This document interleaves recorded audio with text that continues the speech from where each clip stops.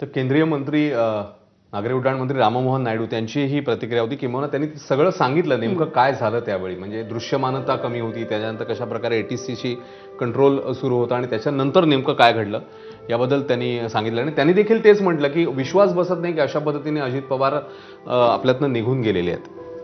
दृश्यमानता कमी होती, पहिल्यांदा लँडिंग होऊ शकलं नाही, परवानगी वेळोवेळी मागण्यात आली आणि दुसऱ्या वेळचा प्रयत्न अयशस्वी ठरला. विद्या प्रतिष्ठान इथे अजित पवारांवरती अंत्यसंस्कार केले जातील अशी माहिती आहे. प्रशासनाकडनं सध्या अंतिम संस्कारांची तयारी सुरू झाली. अश्विन, उपमुख्यमंत्री अजित पवार यांच्या पार्थिवावरती बारामतीतील विद्या प्रतिष्ठानच्या मैदानावरती अंत्यसंस्कार करण्यात येणार आहेत. याची तयारी जी आहे ती सुरू झालेली आपल्याला पाहायला मिळते. उपमुख्यमंत्री अजित पवार आज बारामतीमध्ये निवडणुकीच्या प्रचाराच्या सभेसाठी येत असताना त्यांचा विमान अपघात झाला आणि दुर्दैवी त्यामध्ये त्याचा मृत्यू झालेला आहे. राज्यभरातून कार्यकर्ते बारामतीमध्ये दाखल झालेले आहेत. खरं तर उपमुख्यमंत्री अजित पवार यांचं मूळ गाव काटेवाडी, मात्र लोकांची गर्दी पाहता बारामतीतील विद्या प्रतिष्ठानच्या संस्थेच्या मैदानावरती जे आहेत ती या ठिकाणी जो आहे त्यांच्यावरती अंत्यसंस्कार करण्यात येणार आहेत. नेमके अंत्यसंस्कार आज होतील की उद्या होतील याबाबत कुठलीही माहिती अधिकृत मिळाली नसली तरी या ठिकाणी तयारी जी आहे ती सुरू करण्यात आलेली आहे. पुढच्या 4 तासामध्ये अंत्यसंस्काराची जी लागणारी तयारी ती पूर्ण होईल असं जे आहे ते तयारी करणाऱ्या लोकांकडून सांगण्यात येते. त्याच्यामुळं उपमुख्यमंत्री अजित पवार यांच्यावरती या विद्या प्रतिष्ठानच्या मैदानावरती अंत्यसंस्कार होतील, मात्र हे कधी होतील अद्यापपर्यंत अधिकृतरित्या कळू शकले नाही.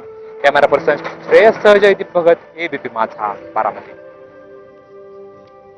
विद्या प्रतिष्ठानला एक मोठं मैदान आहे आणि अनेक जण उपस्थित राहतील अजित पवारांना अखेरचा निरोप देण्यासाठी, ज्यामध्ये राजकारणी, कार्यकर्ते, कौटुंबिक पातळीवरचे स्नेहसंबंध जपणारे लोक या सगळ्यांचा समावेश असेल. त्यामुळे बारामतीच्या विद्या प्रतिष्ठान इथे अंत्यसंस्कारांचा निर्णय घेण्यात आलेला आहे.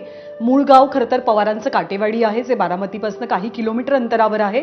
पण होणारी गर्दी विचारात घेता काटेवाडीमध्ये नाही तर विद्या प्रतिष्ठानमध्ये म्हणजे बारामती शहरात हे अंत्यसंस्कार होतील असं सांगितलं जातंय. तयारी केली जाते प्रशासनाकडनं, पण हे अंतिम संस्कार आज केले जातील का उद्या याची अजूनही स्पष्टता नाहीये. खरं, कारण मुख्यमंत्री फडणवीसांनी देखील मगाशी म्हटलं होतं की आता आम्ही पोहोचणार आहोत तिकडे आणि मग कुटुंबियांशी संवाद साधून पुढचं नियोजनाच्या दृष्टीने निर्णय होईल. तर मला वाटतं की आता मुख्यमंत्री देखील पुढच्या काही वेळामध्ये इकडे पोहोचतील. कुटुंबीय तर पोहोचतातच आहेत, त्यामुळे थोड्या वेळामध्ये ही स्पष्टता येऊ शकेल आपल्याला. मात्र ही 2 दृश्य काही वेळापूर्वी जेव्हा कुटुंबीय तिकडे आले तेव्हा आणि इकडे समर्थकांची प्रत्येक मिनिटागणिक वाढत जाणारी गर्दी, ज्याच्यामध्ये अर्थातच नेते मंडळी आहेत ज्यांना अजित पवारांनी ओळख दिली, आमदार म्हणून असेल, नगरसेवक म्हणून असेल, मंत्री म्हणून असेल, अशी सगळी मंडळी. मगाशी आपण बघितलं धनंजय मुंडे ज्या पद्धतीने रडत होते, किंवा अन्यही याच्या आधी काही दृश्य समोर आलेली होती की ज्यांना अजित पवारांनी आमदार केलं, हुकमी म्हणजे सांगून ते एखाद्याला मी तुला निवडून आणणार असं त्यांनी म्हटलं, मी तुला पाडणार, तेही मगाशी दृश्य आपण बघितलं. विजय शिवतारे पोहोचलेले होते, त्यांच्याबद्दल देखील अजित पवारांनी त्यांचं राजकीय युद्ध आपण पाहिलेलं आहे.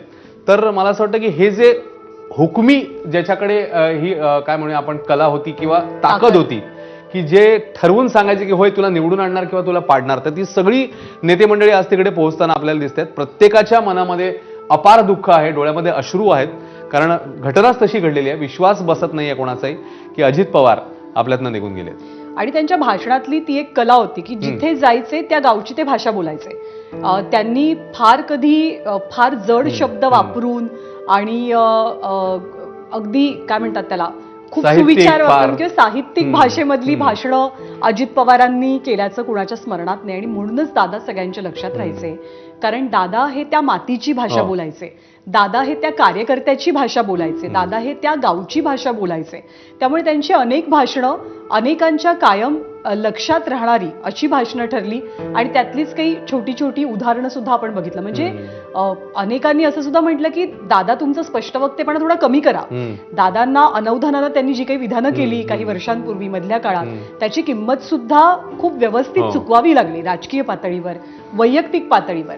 पण तरी सुद्धा त्यांनी तो आपला बाणा कधी सोडला नाही. कार्यकर्त्याला तिथल्या तिथे खडे बोल सुनाव, मंत्र्यालाही तिथल्या तिथे झाप, सगळ्यांना कानपिचक्या दे, तुझं काय चुकलं आहे, तू कुठे अजून सुधारणा करायला हवी आहेस, हे जाहीरपणे सांगायला दादा कधी लाजले नाहीत. त्यांनी मागे पुढे पाहिलं नाही आणि त्यांच्या कार्यकर्त्यांनी, नेत्यांनी त्याचं कधी मनाला वाईट वाटून सुद्धा घेतलं नाही. आणि म्हणूनच